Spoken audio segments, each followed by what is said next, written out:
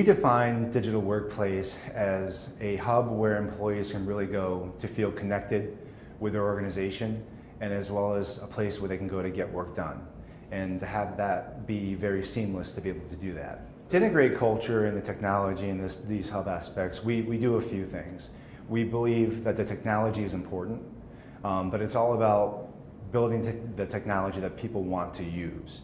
So we spend a lot of time in thinking and researching and studying how people interact with technology. And then at the end, we're delivering platforms that help people engage very easily. So things become very natural in terms of how they use it. And they're not thinking about, am I clicking on this or clicking on that? They're just really going and doing their work. Trying to keep up with the pace of change is very hard for any organization, whether you're a provider or whether you're the consumer of it. What we believe is it really does become a journey. So it used to be when you had a large enterprise application, you had to do this big launch and splash it in, and you kind of overwhelm your teams to some extent.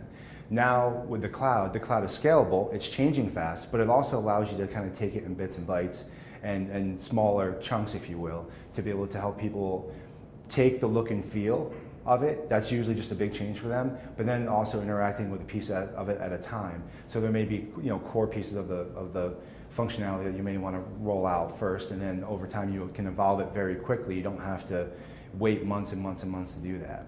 So it really is about developing that roadmap internally to be able to know this is kind of the journey we're going to go on.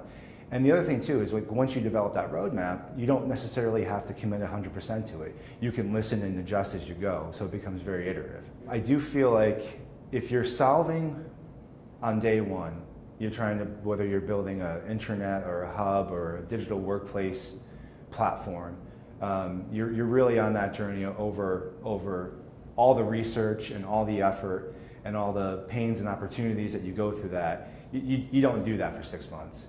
Yeah, you do it for the long haul. And it's starting to get recognized too by the employees that benefit from it.